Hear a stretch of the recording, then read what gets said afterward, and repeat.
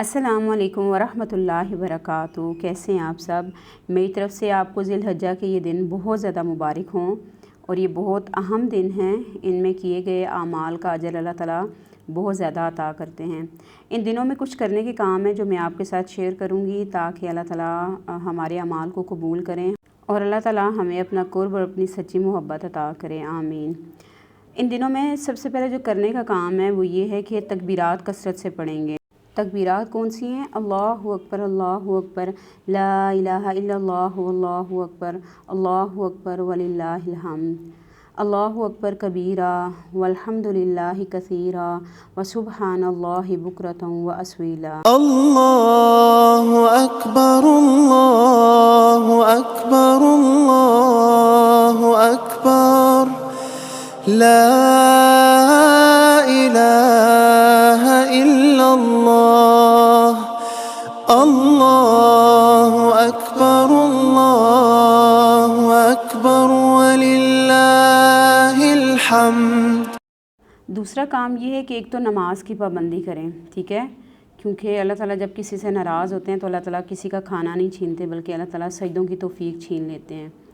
دیکھیں، دنیا میں جب ہم کسی سے ناراض ہوتے ہیں تو ہم اس کو کیا کہتے ہیں غصے میں، کہ اپنی شکل نہ دکھانا، مجھ سے بات نہ کرنا۔ سیم اسی طرح اللہ تعالیٰ جب کسی سے ناراض ہوتے ہیں تو اللہ تعالیٰ بھی یہی کہتے ہیں کہ جائے نماز پہ آ کے کھڑے نہ ہونا، مجھے اپنی شکل نہ دکھانا، کیونکہ نماز اللہ تعالیٰ کی یاد بھی ہے اور اللہ تعالیٰ سے ملاقات کا ذریعہ بھی ہے۔ ایک جگہ پہ کسی نے کیا خوب لکھا ہے کہ جب میرا دل چاہتا ہے میں اپنے رب سے ملاقات کروں تو میں نماز پڑھتا ہوں، اور جب میرا دل یہ کرتا ہے کہ میں اپنے رب سے باتیں کروں تو میں قرآن پاک پڑھتا ہوں۔ تو فرض نماز کے ساتھ نوافل کا اہتمام ضرور کرنا ہے۔ اس میں یہ ہے کہ تحیۃ الوضو، جو ہی آپ وضو کریں بغیر کسی سے بات کیے آپ 2 نفل ادا کر دیں۔ اشراق کے نفل 10:15 بجے پڑھے جاتے ہیں، 4 جو نفل ہیں وہ اکٹھے پڑھے جاتے ہیں۔ اس میں یہ ہے کہ اللہ تعالیٰ فرماتے ہیں کہ میں اس بندے کے سارے دن کے کام اپنے ذمے لے لیتا ہوں۔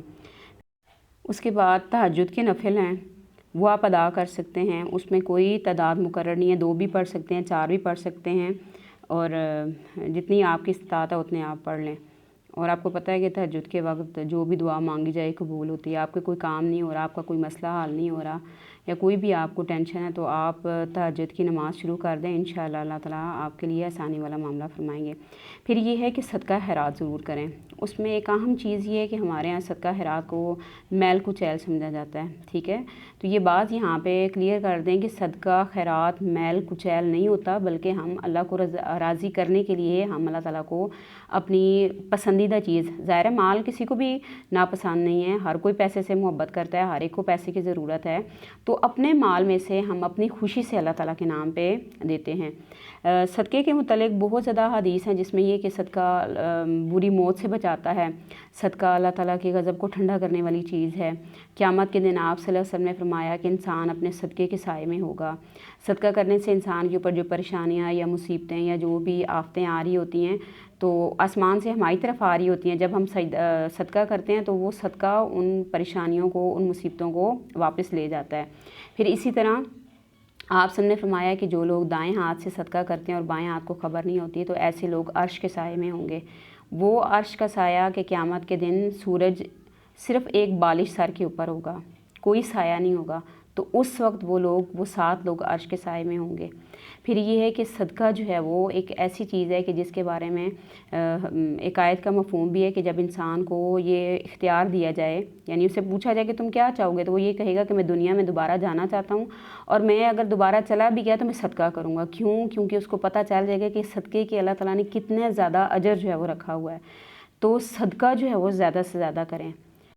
اس کے بعد جو کرنے کا کام ہے وہ یہ ہے کہ کثرت سے قرآن پاک کی تلاوت کریں۔ کوشش کریں کہ قرآن پاک مکمل کر لیں، اور یہ ناممکن نہیں ہے، ٹھیک ہے، کیونکہ بعض لوگ جب موبائل یوز کرتے ہیں تو ان کو یہ ٹائم کا پتہ ہی نہیں چلتا، اور کئی گھنٹے وہ موبائل ہی دیکھتے رہتے ہیں۔ بعض لوگوں کو میں نے دیکھا وہ 6 گھنٹے موبائل یوز کرتے ہیں، اور بعض لوگوں کو تو دیکھا وہ ایسے ہیں کہ جب وہ رات کو موبائل یوز کرنا شروع کرتے ہیں تو بیچ میں فجر کی اذانیں ہو جاتی ہیں۔ تو اگر موبائل کو اتنا ٹائم دے سکتے تو میرے خیال میں قرآن پاک کو اس سے زیادہ ٹائم دے سکتے ہیں، ٹھیک ہے۔ تو کوشش کریں کہ آپ کا قرآن پاک کم از کم ایک قرآن پاک آپ کا انشاءاللہ مکمل ہو جائے۔ تو اللہ تعالیٰ سے دعا ہے کہ اللہ تعالیٰ ہمیں ان دنوں میں نیک اعمال کرنے کی، اس کے اوپر عمل کرنے کی توفیق عطا فرمائے اور ہمیں دوسروں تک یہ چیز پہنچانے کی توفیق عطا فرمائے، آمین۔ السلام علیکم ورحمۃ اللہ وبرکاتہ۔